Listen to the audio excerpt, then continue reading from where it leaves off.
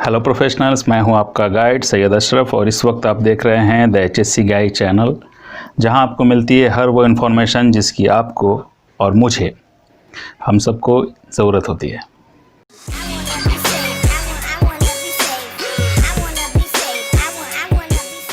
तो आज हम लोग बात करने वाले हैं जनरल सेफ्टी रूल्स की। ये वीडियो मदद करेगा सेफ्टी फील्ड में आए हुए नए लोगों की और साथ ही साथ एक्सपीरियंस प्रोफेशनल्स की भी। तो आइए शुरू करते हैं।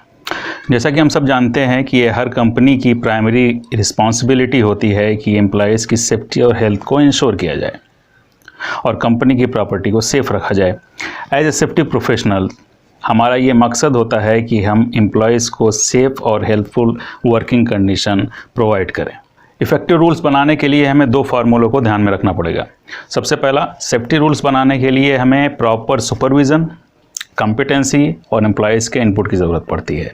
यानी साइट पे जो हमारा स्टाफ काम कर रहा है, वर्क प्लेस पे काम कर रहा है, उनसे हमको इनपुट लेने होते हैं कहाँ कहाँ क्या प्रॉब्लम्स आ रही है उनको काम करने के दौरान, जिसको वो चेंज करना चाहते हैं या जिसको सुधार की ज़रूरत है। और दूसरा नंबर का फार्मूला है, कम से कम रूल बनाने के लिए ऐसे बिहेवियर या वर्क प्रैक्टिस को ध्यान में रखना चाहिए जिनकी वजह से एक्सीडेंट्स होते हैं या इंजरीज़ होती है। हर एम्प्लॉय को जनरल और ख़ास डिपार्टमेंटल रूल्स की जानकारी होनी चाहिए और उन्हें उस रूल्स को फॉलो भी करना चाहिए। सुपरवाइज़र्स को चाहिए कि वे रूल्स को अच्छी तरह समझें और इन रूल्स की मदद से सेफ वर्क प्रैक्टिस को सख्ती से लागू करें। ज़्यादातर एक्सीडेंट्स रोके जा सकने वाले होते हैं।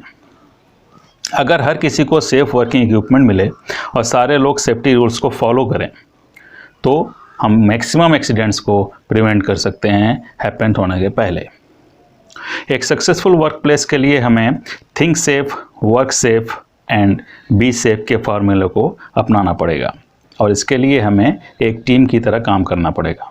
हमने सेफ्टी रूल्स बना लिए, लेकिन इसको कम्युनिकेट कैसे करते हैं, इनको कैसे कम्युनिकेट करना है, ये मैं आपको बता देता हूँ। सबसे पहले न्यू हायर ओरिएंटेशन सेशन में इसको डिस्कस कर सकते हैं, जिसको हम लोग सेफ्टी इंडक्शन प्रोग्राम कहते हैं। तो सेफ्टी इंडक्शन के टाइमिंग पे हम इसको डिस्कस कर सकते हैं जो नए एम्प्लॉयज़ आए हैं उनके साथ में।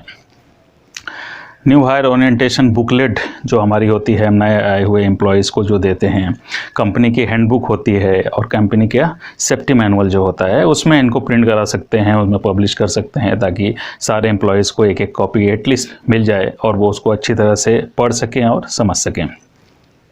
वर्क प्लेस में जगह जगह बैनर या पोस्टर की मदद से इनको पोस्ट किया जा सकता है ताकि लोगों की आते जाते इस पर नज़र पड़े और लोगों के दिमाग में अच्छी तरह से ये रूल्स रच बस जाएँ।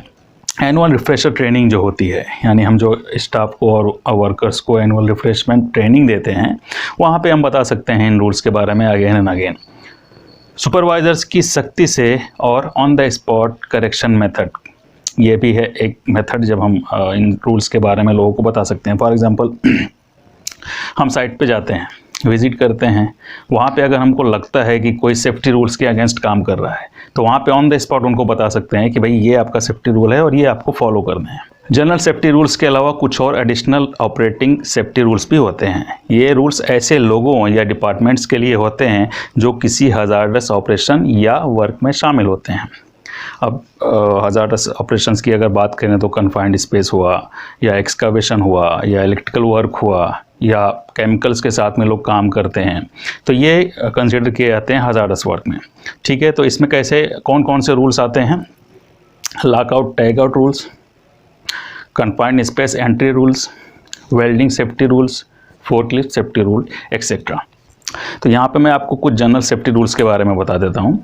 हर एम्प्लॉय को किसी भी टाइप की इंजरी या बीमारी होगी तो वो फ़ौरन अपने सुपरवाइज़र को या जो भी उनका इमीडिएट सीनियर होगा उसको इन्फॉर्म करेंगे। ये सबसे पहला रूल है। अपने वर्क प्लेस के सारे अनसेफ कंडीशंस और अनसेफ एक्ट्स के बारे में अपने सुपरवाइज़र को बताना होगा। आपने कोई अनसेफ कंडीशन देखी या किसी को अनसेफ एक्ट करते हुए देखा तो ऐसा नहीं है कि आपने देखा और आप अपने काम में लगे हुए हैं। आपकी रिस्पॉन्सिबिलिटी है कि आप अपने सीनियर को उसके बारे में बताएं। गाड़ी को चलाते वक्त सील बेल्ट लगाना ज़रूरी है। देखिए, ये एक कानून के हिसाब से भी आपको करना चाहिए और साइड पे तो स्ट्रिक्टली इसको फॉलो करना है क्योंकि कई सारे इक्विपमेंट्स, कई सारे व्हीकल्स मूविंग होते हैं साइड के ऊपर। तो आप जब भी कोई व्हीकल ऑपरेट करें आपको सीट बेल्ट लगानी ही है। किसी भी तरह के हथियार या एक्सप्लोजिव सामान या वर्क प्लेस या कंपनी के एरिया में लाना ये स्ट्रिक्टली प्रोहिबिटेड होना चाहिए। कोई भी एम्प्लॉय, चाहे वो सीनियर लेवल का हो या जूनियर लेवल का हो, किसी भी टाइप का वेपन साइट पे नहीं ला सकता। कंपनी की प्रॉपर्टी के अंदर किसी भी प्रकार का गैर कानूनी ड्रग्स को लाना, रखना, बेचना या इस्तेमाल करना स्ट्रिक्टली प्रोहिबिटेड होना चाहिए। आप साइट पे किसी भी तरह की गैर कानूनी ड्रग्स नहीं ला सकते। हाँ, डॉक्टर की प्रिस्क्राइब की हुई कोई ड्रग है वो आप साइट पे ला सकते हैं, लेकिन आपको पहले से इन्फॉर्म करना होगा कि ये मेडिसिन है जो मैं यूज़ करता हूँ। और अगर आपका HSC डिपार्टमेंट, जो भी आपका सीनियर है वहाँ पे डॉक्टर है, वो अगर आपको अलाउ करता है कि ठीक है आप साइट पे इसको यूज़ कर सकते हैं तो आप यूज़ कर सकते हैं। अगर उनको लगता है कि नहीं ये डाउटफुल है तो मना कर सकते हैं, और अगर उन्होंने मना किया तो आप साइट पे किसी भी तरह का ड्रग नहीं ला सकते। सिर्फ ट्रेंड, क्वालिफाइड और अथॉराइज्ड एम्प्लॉय ही किसी मशीन या इक्विपमेंट को रिपेयर या एडजस्ट कर सकता है। ऐसा नहीं कि आपने कभी किसी मशीन को ऑपरेटिंग कैसे करना है सीखा नहीं है और आप अगर मशीन ने अचानक चलते हुए बंद कर दिया काम और आप उसको रिपेयरिंग में लग गए, तो ये आपको नहीं करना है जब तक कि आप ट्रेंड ना हो और अथॉराइज्ड ना हो। किसी भी मशीन या इक्विपमेंट के गार्ड को ओपन करने से पहले, चालू मशीन की रिपेयर करने से पहले log out tag out procedure को फॉलो करना ज़रूरी है। फॉर एग्ज़ाम्पल, एक इलेक्ट्रिकल पैनल है, आपको उसको रिपेयर करना है। इवन आप एक अथराइज इलेक्ट्रीशियन हैं, ट्रेंड हैं, आप कर सकते हैं उसको, लेकिन आपको प्रॉपर प्रोसीजर फॉलो करना है। जो आपका log out tag out procedure है उसको फॉलो करेंगे। जो भी आपको रिक्वायर्ड परमिशंस की ज़रूरत पड़ने वाली है वो परमिशंस लेंगे, उसके बाद सुपरविज़र में आप उसको रिपेयर करेंगे। सिर्फ ट्रेंड, क्वालिफाइड और अथराइज्ड एम्प्लॉय ही इलेक्ट्रिकल पार्ट्स या इक्विपमेंट पर काम कर सकता है, जैसा कि मैंने अभी आपको बताया। अगर आप अथराइज्ड हैं तभी आप इलेक्ट्रिकल पे काम करेंगे। फॉर एग्ज़ाम्पल, आप एक कारपेंटर हैं, आपके पास एक सा मशीन है, आपने प्लग लगाया और आपने काम चालू किया, लेकिन मशीन नहीं चल रही है। इवन आपको पता है कि प्लग के अंदर का एक वायर निकल गया है, अगर आप जोड़ देंगे तो वो चलने लगेगा। फिर भी इस कंडीशन में भी आपको प्रॉपर चैनल में जाना पड़ेगा। आप इलेक्ट्रीशियन को बुलाइए, इलेक्ट्रीशियन को अपनी प्रॉब्लम बताइए, वो उसको रिपेयर करेगा, उसके बाद आप काम करेंगे। ऐसा इसलिए क्योंकि वो अथराइज्ड है, आप अथराइज्ड नहीं हैं। सिर्फ ट्रेंड और क्वालिफाइड एम्प्लॉय ही किसी कन्फाइंड स्पेस में जा सकता है। Confined space one of the most deadly space में कंसीडर होता है। तो अगर आपको कन्फाइंड स्पेस में कोई काम करना है तो आपको श्योर करना पड़ेगा कि आप एक ट्रेंड एम्प्लॉय हैं, आपने बाकायदा ट्रेनिंग ली है कन्फाइंड स्पेस में काम करने की, आप अथराइज्ड हैं और किसी के सुपरविज़न में काम कर रहे हैं। इवन अगर आप अथराइज्ड हैं और आपने ट्रेनिंग भी ली हुई है, फिर भी उस कंडीशन में भी आप अकेले कन्फाइंड स्पेस में एंट्री नहीं करेंगे। आपके पास परमिशन है, आपके पास नॉलेज है, आपके पास ट्रेनिंग है, आप जानते हैं कैसे काम करना है, फिर भी आपको एक सुपरवाइज़र की ज़रूरत है जो आपको 24 आवर्स जब तक आपका काम चालू है तब तक आपको सुपरवाइज़ करेगा। एक और बात यहाँ पे बता देना चाहूँगा कि जितने भी कन्फाइंड स्पेसेस होते हैं, सबसे ज़रूरी बेसिक रूल ये है, जितने भी कन्फाइंड स्पेस हैं सबके सामने एक बोर्ड लगा हुआ होना चाहिए जिस पे क्लियरली मेंशन होना चाहिए कि ये जगह कंसीडर की जाएगी एज ए कन्फाइंड स्पेस, और अगर इस स्पेस में आपको काम करना है तो आपको परमिशन की ज़रूरत पड़ेगी। अपने काम की जगह को हमेशा साफ़ रखें। सीढ़ियों और रास्तों पर या फायर एक्सटिंग्विशर के आसपास में किसी भी तरह का कोई सामान नहीं रखना है। क्यों नहीं रखना है? फॉर एग्ज़ाम्पल, अगर कोई इमरजेंसी हो जाती है, आपने सीढ़ियों पे सामान रखा हुआ है, कहाँ से जाएंगे बाहर? फॉर एग्ज़ाम्पल, एक फायर होता है, आप फायर एक्सटिंग्विशर से उस फायर को टैकल कर सकते हैं, लेकिन आपने फायर एक्सटिंग्विशर के सामने मटेरियल डंप करके रखा हुआ है, तो कैसे आप फायर एक्सटिंग्विशर तक पहुंचेंगे? कैसे आपको फायर एक्सटिंग्विशर मिलेगा और आप उस फायर को टैकल कर पाएंगे? इसके लिए याद रखिए, रास्तों पे, सीढ़ियों पे, फायर फाइटिंग इक्विपमेंट्स के आसपास में किसी भी तरह का कोई भी सामान नहीं रखना है। वर्क प्लेस पे हर समय, हर वक्त पर्सनल प्रोटेक्टिव इक्विपमेंट पहनना ज़रूरी है। इसमें से कुछ जो इक्विपमेंट्स हैं वो बेसिक इक्विपमेंट कंसीडर किए जाते हैं जिसको आपको हर हालत में पहनना है। First, shoes, safety shoes with steel toe आपको हमेशा पहन के रखना है। हेलमेट हमेशा लगा के रखना है। गॉगल और ग्लव्स ये वेरी है अलग अलग साइट के रूल्स के हिसाब पे। कुछ साइट्स पे आपको गूगल और हैंड ग्लव्स भी पहन के रखना है, कुछ साइट्स पे ग्लव्स पहन लिया है, शूज़ है, हेलमेट है, इट्स ओके। कुछ साइट्स पे आपने हाई विजिबिलिटी जैकेट भी डाल के रखना है। तो साइट की रिक्वायरमेंट के हिसाब से जो बेसिक पीपीईज है वो आपको हमेशा पहन के रखनी है।